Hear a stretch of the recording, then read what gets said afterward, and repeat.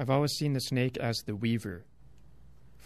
In reference to snake medicine, I've always seen it as the weaver because it's the snake that weaves, the whole net together. You're absolutely bang on, because even weaving itself has traditions linked with the serpent worshipping. The Celtic knotwork that you'll see, it's the intertwined serpents. Weaving was seen to be serpentine. Even writing was seen to be the weaving of the serpent. So you're absolutely right. The word itself etymologically is linked to it. Wow, that's wisdom. That's just something that you intuitively knew. Yeah, I kept thinking of just different names and stuff that I've been called, and I do carry a bit of snake medicine. And one of the things that just recently someone was calling me was the weaver. Kind of clicked on me. Well, the snake medicine snake is the weaver. Yeah, it weaves amongst the earth, and it weaves. It's the, some people think of the spider here as being the great web builder, and sure, that spider builds a web and is part of that. But really, it's the snake that keeps it all together, that weaves everything together. Yeah, it was, like I say, it's just an incredible symbol all over the world, and we could talk all day about the various things that it's symbolic, that it represents, and how it's come through to us in a great many things. Medicine, for instance, we were talking about, people will have seen the caduceus staff, or the staff of Mercury, where you've got a staff with two snakes or one snake entwining the pole on ambulances, at doctor's surgeries. Why is this? Why is it that Aesculapius, the god of medicine, always carries his pole with his entwined serpents upon? Because it's a work within and it's a work without. And this is the perfect symbol for it. And it's just incredible. There's so much. I could go on all day. The wise Minerva, a Gorgon serpent goddess, Athena, serpentine goddess, Isis, Egypt. Even when the pharaoh Akhenaten supposedly wiped out all the other gods and just worshipped the Aten, what was always there? They've got the symbol of the solar orb, but always wrapped around it, or draped around it, or coming from it. It's the snake. Serpent, because the sun and the serpent are the same. That's what I was just... energy. It's the archetype. It's the light seen within. Is it not the archetype of the sun? Absolutely. Yeah. All over the world. Solar and serpent are linked all over the world together. That shows that in that Egyptian symbolic representation there, the sun and the serpent are always linked. And always linked to the mind as well, because it's the light of the sun that we see. Right. I think Lynn has a question or comment here that she wants to make to you. Okay. Hi, Philip. Hello, Lynn. I just wanted to make the comment that the snake is the knowing. The word knowledge is not about the attainment of, it's an innate knowing that women, I believe, have a natural ability for, because we are the fixers, we're the builders. Everything in the past that women have done has come from the innate knowing. Yes. We don't turn to the mechanical or anything. It's just the plants or whatever the healing is. Yeah. And for myself, I had a visitation from a snake, a very large snake, who I had had surgery. I had 7 ounces taken from a large section of my back. Right. And in the healing, I heard a voice say to me, "You're not to be worried. Just give yourself over to this experience." And I was wrapped and held, and I felt the fangs go into the section that had been removed. And in the morning I woke and I had no pain, and I've not had since. Yeah. That's a perfect example of the power and energy behind snake medicine. That's a beautiful story for the whole thing, isn't it? Yeah. Physical and metaphysical. It's wonderful. It says it all. What I always question, my role I see is to find these things, but to explain them. Not just, we know, the three of us know that there is intuition, that there is this connection point to it all, to that innate knowledge. But what is it, and how do we explain that scientifically? I hate to use that word, but we have to. Somebody has to. And that's been my drive, and that's exactly what I'm working on right now. A new film called Quantum Mind of God. Well, Philip, you're a bard. Aye, the bards were definitely serpent worshippers. Yeah, they definitely knew their stuff. They did. But that intuition, is just certainly stronger in females, without all doubt. They find it much easier to allow that to come through. Well, and wasn't that the old-time I don't want to say pagan, but I just, old-time nature way of life was that the man kind of had to go through a woman to get to God? Yeah, sure. The original shaman, feminine, she might allow a man. But if a man wanted to go into the other world, he'd take a woman with him. Yeah. Absolutely. I wouldn't go through this life without my wife. You need somebody to hold you down. That's right. We all need a Sheba. Yeah, we're the airy ones, and the women are the grounders. They're the one that have to keep us steady and on a right keel. That's Otherwise, we drift off and float amongst the universe. Yeah, we just have to be careful of input. Yeah. What we watch on TV, if we have one at all. I hate television, but we have to be careful of input for ourselves, our children, and manifest nature. If we can just get rid of all the clutter, we can change our perceptions so much, and we'll see it. It's that simple. We can see it. I said to my father yesterday, who's struggling with, what's next in his life when he dies, and I said, Dad, you can live forever, or you will live forever, but you can slow time down right now just by altering perception, by forgetting all this clutter. And I pointed to the clock, which had got a second hand on it, and I said, just watch the second hand. And his time slowed down just because of perception. When we're not aware of that, when we're not aware of who we are and our connection to it all, it speeds up. It just flies past us. We're not conscious of it. We're just automatic machines on a treadmill.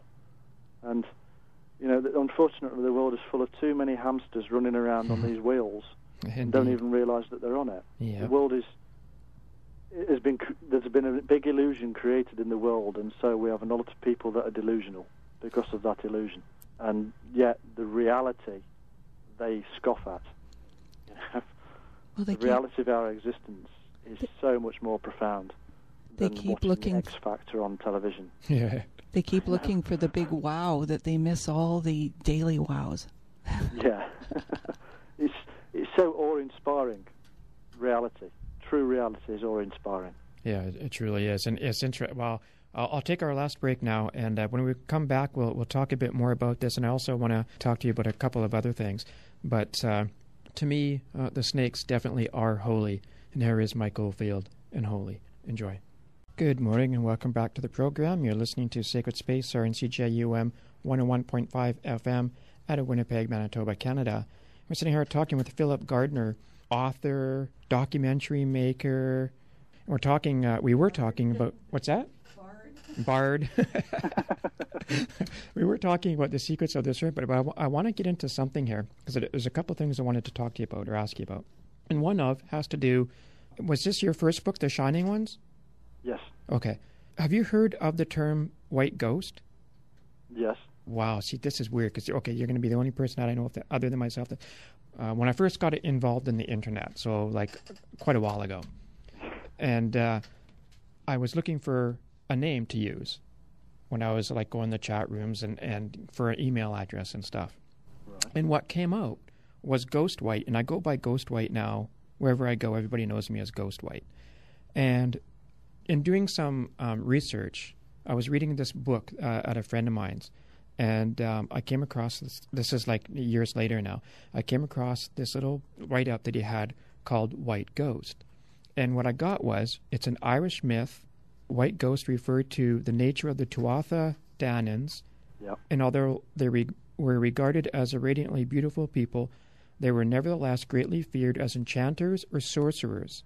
And white ghost equals, I guess what it means, is a glimpse of light relating to a residue of ancestral soul wisdom. That's just awesome. The whole story of the Tuatha De Danann, awesome. Well, in fact, Ireland itself is just an incredible history trip in many ways. So yes, the Shining Ones is a strange one, because a lot of people are picking up the fact that the term the Shining Ones is all over the place. Yeah, like Illuminati and now. Yeah. Is that what it refers to, or does it refer to the white ghosts? It can refer to both. Okay. It can refer to the most oldest term that you can find, Mesopotamian term, with Enlil-Enki and all these other deities and minor deities that a great many of our religious icons are now based upon, where we had these shining ones who were kind of the givers of wisdom to mankind, and they placed down amongst us the egregores, or the watchers, to watch what we were doing. Unfortunately, these watchers then interrelated with humanity and caused issues and problems, and so they were cast out. You can see origins there of some certain biblical tales. What truth there is to whether that is an actual, real, physical, these shining ones were spirits, whether they are deities. If you're Zachariah Sitchin or Eric von Daniken or somebody like that, then you will see them as aliens. Either, if they're aliens or spirits, they could both be the same thing, couldn't they? Mm-hmm. Seen as spirits, seen as aliens. Or whether these are actually real people, shaman people, who were more in touch, who had much deeper insight and were then seen to shine in symbolic terms. Because you have to, understand that we do like to use flowery language, and we do like to explain what we mean with metaphor. Man has always done that. But that doesn't take it away from the fact that today there are millions and millions of people around the planet who claim to see shining ones. But we call them ghosts, angels, aliens even. In the Far East, there will very often be the old hag.